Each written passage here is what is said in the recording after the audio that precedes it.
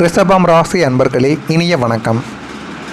சகோதரர்களுக்குள் ஏற்பட்ட சொத்து மோதல் உங்களுடைய வாழ்க்கைக்குள்ளே இந்த ஒரு நிகழ்வு நடக்கும் என்று நீங்கள் எதிர்பார்த்திருக்கவே மாட்டீங்க. இது நடந்த உங்களுக்கு கவலைகளையும் குடும்பத்துக்குள்ளே தேவையில்லாத குழப்பங்களையும் ஏன் உடன் பிறந்தவர்களுக்குள்ளேயே தேவையில்லாத மனக்கவலைகளையும் இது ஏற்படுத்தி கொடுத்திருக்கும் என்று தான் கூற வேண்டும்.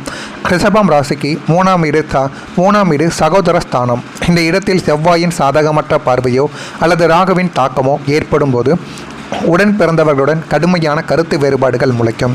எங்கிட்டிருந்தெல்லாம் சண்டைகள் வரும் என்று தெரியாது. புதிய மனிதர்கள் வாழ்க்கைக்குள்ளே வருவாங்க. அவர்களின் மூலம் ஒருவருக்கொருவர் நீங்களே அடித்துக் கொள்வீங்க. அந்த புதிய மனிதர் உங்களுடைய வாழ்க்கைக்குள்ளே வந்து உங்களுக்கு சண்டை இழுத்து விட்டு நீங்கள் சண்டை போடுவதை பார்த்து அவங்க வேடிக்கை பார்ப்பாங்க. அப்படிப்பட்ட உறவினர்களும் அப்படிப்பட்ட உறவுகளும் உங்களுடைய வாழ்க்கைக்குள்ளே புதிதாக வருவார்கள். அப்படி வரும் பொழுது நீங்கள் ஒரு நிமிடம் கவனித்து கொள்ள வேண்டும். கவனித்து உங்களுடைய செயல்களையும் உங்களுடைய பேச்சையும் உடன் பிறந்தவர்களுடன் நீங்கள் பேசவும் வேண்டும். அப்படி பேசுனீங்க அப்படின்னா உங்களுக்குள்ள சண்டை சச்சரவு வருவது என்பதை நீங்கள் தீர்த்து கொள்ளலாம். ஆனால் உங்களுடைய வாழ்க்கைக்குள்ள நியாயமாக பிரித்தரிக்க வேண்டிய பூர்வீக சொத்திலோ அல்லது நீங்கள் வாங்கிய நிலத்திலோ உங்களுடைய உடன் பிறந்தவர்களை உங்களுடன் சண்டைக்கு வந்திருப்பாங்க. ஒன்று பூர்வீக சொத்தில் சண்டைக்கு வந்தால் சரி, நான் தான் உழைச்சி ஒரு சொத்து வாங்கினேன், அந்த ஒரு சொத்தை நான் பிரித்தா கூட அதில் எனக்கும் பாதி பங்கு இருக்குன்னு உடன் பிறந்தவன் வருவான். இது ஒரு எந்த விதத்தில் நமக்கு நியாயமாக இருக்கும் அப்படின்னு உங்களுக்கும் அவங்களுக்கும் இடையில் சண்டை சச்சரவு ஏற்படும். நீங்கள் அந்த ஒரு சொத்தை நீங்களே வாங்கி அந்த ஒரு நிலத்தை உங்களால் பங்கு கொள்ளவும் முடியாமல் அந்த ஒரு சொத்து இப்பொழுது கோர்ட்டு வழக்குகளில் கேஸ் நடந்து கொண்டிருக்கும். என்ன செய்வது ஏது செய்வது என்று தெரியாமல் உங்களுக்குள்ள அவ்வளவு குழப்பங்கள். ஏன் இப்படியெல்லாம் நம்முடைய உடன் பிறந்தவன் செய்கிறான் என்று தெரியாமல் உங்களுக்குள்ள அவ்வளவு ஒரு பதட்டங்கள் ஒரு பக்கம் இருக்கும், ஒரு பக்கம் குழப்பங்களும் இருக்கும். பாசமாக பழகிய சகோதரர்கள் இந்த சொத்துக்காக உங்களை ஒரு எதிரியைப் போல பார்த்தபோது உங்களுடைய மனம் இரத்த கண்ணீர் வடித்திருக்கும். என்னுடைய வாழ்க்கைக்குள்ளே இப்படியெல்லாம் என்னுடைய வாழ்க்கை போகும், இந்த மாதிரியான ஒரு சூழ்நிலை எனக்குள்ளே ஏற்படும் என்றெல்லாம் நான் நினைத்து கூட பார்க்கல. ஆனால் இந்த அளவுக்கு ஏற்பட்டு விட்டதை இதற்கெல்லாம் காரணம் யார்? நம்முடைய வாழ்க்கைக்குள்ளே புதிதாக வந்த உறவினர்கள். ஒன்று குடும்பத்தில் இருக்கக்கூடிய நம்முடைய வீட்டுக்கு புதிதாக வந்த மருமகள்கள் அல்லது நம்முடைய குடும்பத்துக்குள்ளே வந்த உறவினர்கள். இவர்களால் மட்டும்தான் நமக்கு சண்டை சச்சரவுகள் ஏற்படுகிறது என்று ஒருவருக்கொருவர் புரிந்து கொள்ள வேண்டும். பணம் வந்துவிட்டால் பாசம் செத்துவிடுமா என்று நீங்கள் கதறிய தருணங்கள் அதுவாகத்தான் இருக்கும். மற்றவங்க தூண்டி கெடுத்ததால் உங்களுடைய சகோதரர்கள் உங்களிடம் பேசாமல் ஒதுங்கி இருப்பது உங்களுடைய மனதை இன்னமும் வாட்டி கொண்டே தாங்க இருக்கும். இன்னொரு பக்கம் தொழில் வளர்ச்சியை தடுத்த மறைமுக எதிரிகள். உங்கள் ராசிக்கு 10ஆம் இடம் ஜீவனஸ்தானம், 6ஆம் இடம் சத்ருஸ்தானம், அதாவது எதிரிகளின் ஸ்தானம். நீங்கள் உங்களுடைய தொழிலிலோ அல்லது உத்தியோகத்திலோ உங்களது திறமையால் முன்னேறுவதை பார்த்து பொறுக்காத சில மறைமுக எதிரிகள் உங்களுடைய வளர்ச்சியை தடுக்க பல சதி வேலைகளை செய்து கொண்டுமே இருப்பாங்க.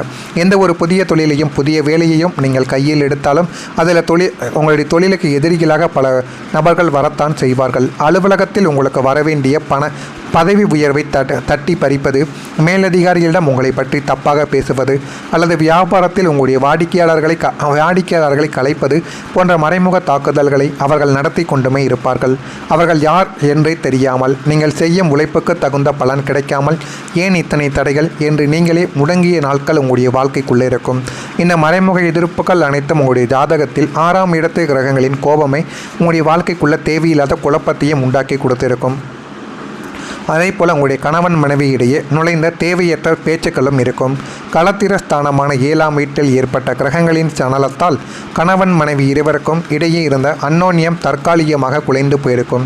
ஒருவருக்கொருவர் பேசும் வார்த்தைகளில் ஈகோ தலை தூக்கி தேவையற்ற வாக்குவாதங்கள் வீதி வரைக்கும் கேட்டிருக்கலாம். யாரோ வெளியாட்கள் பேசிய பேச்சை வீட்டிற்கு கொண்டு வந்து அதை பற்றி விவாதித்து உங்கள் இருவருக்கும் இடையில் ஒரு பெரிய மதில் சுவரானது உருவாகியிருக்கும். உன்னை புரிந்து கொள்ளவே முடியலையே என்று கணவனும் மனைவியும் பரஸ்பரம் பேசிக்கொண்டு ஒரே வீட்டில் இருந்து முகம் கொடுத்து பேசாமல் மௌனப்போரில் ஈடுபட்ட நாட்கள் உங்களுடைய குடும்பத்தையும் கெடுத்திருக்கும். அது இன்னமும் உங்களுடைய வாழ்க்கைக்குள்ளே நடந்து கொண்டுமே தான் இருக்கும். இதுக்கு எப்போது ஒரு தீர்வு கிடைக்கும்? நானும் என்னென்னமோ பண்ணி பார்த்துட்டேன், என்னென்ன பரிகாரங்களையும் செய்து பார்த்துட்டேன். இருந்தாலும் என்னுடைய வாழ்க்கைக்குள்ளே எதுக்குமே ஒரு நல்ல ஒரு தீர்வானது கிடைக்க மாட்டேங்கி. அதில் என்னுடைய குடும்ப விஷயம் ரொம்ப ஒஸ்ட்டு. எது செய்தாலும் பிரச்சனைகள், எதை தொடங்கினாலும் முட்டுக்கட்டைகள்.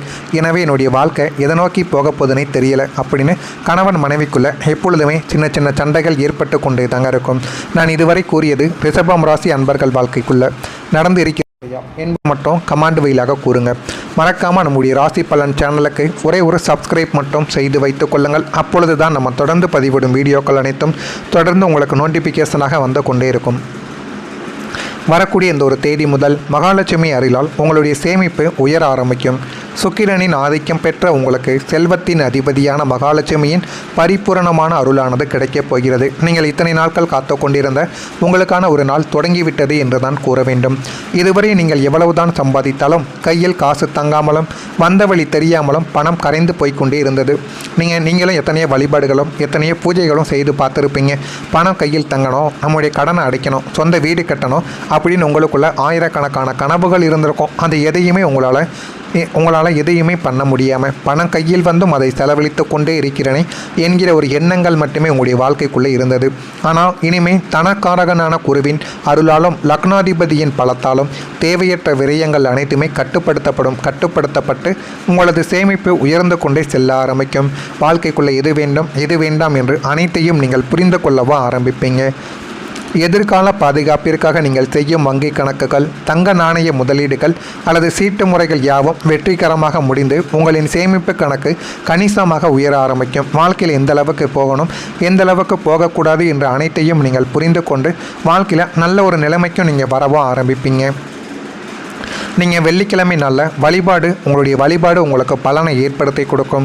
ரிஷபம் ராசியின் அதிபதியான சுக்கிர பகவானுக்கு உகந்த நாள் வெள்ளிக்கிழமையாகும். உங்கள் ஜாதகத்தில் இருக்கும் எஞ்சிய கர்ம வினைகளையும் திருஷ்டிகளையும் போக்க இந்த வெள்ளிக்கிழமை வழிபாடு உங்களுக்கு ஒரு மாபெரும் கவசமாக திகழப் போகிறது. இந்த ஒரு கவசமானது உங்களுடைய வாழ்க்கைக்குள்ள போதுமான அளவுக்கு நன்மைகளையும் நல்ல ஒரு பெயரையும் உங்களுடைய வாழ்க்கைக்குள்ள தேடி கொடுக்கும். நீங்களே எதிர்பாராத அளவுக்கு உங்களுக்கு வரக்கூடிய மறைமுகமான எதிரிகள், உங்களுடைய வாழ்க்கைக்குள்ளே இருக்கக்கூடிய தொழில் எதிரிகள் என அனைவரையுமே நீக்குவதற்கு இது மிகப்பெரிய அளவில் நன்மைகளை தேடி கொடுக்குமாம். வெள்ளிக்கிழமையில் சுக்கிர ஓரை நேரத்தில் மகாலட்சுமி தாயாருக்கு நெய் தீபத்தை ஏற்றி மல்லிகை மலர்களை சாத்தி லலிதா சகசிரநாமத்தை அல்லது கனகதாரா சோஸ்திரத்தை பாராயணம் செய்து வந்தோம் அப்படின்னா உங்களுடைய வீட்டில் இருக்கக்கூடிய வறுமை ஓடிவிடுமாம், அடியோடு ஓடிவிடுமாம். தடைப்பட்ட அத்தனை சுப காரியங்களும் கடன் சுமைகளும் இந்த ஒரு எளிய வழிபாட்டின் மூலம் மிக விரைவாக தீரும் என்பது ஜோதிடத்தின் விதியாக இருக்குது.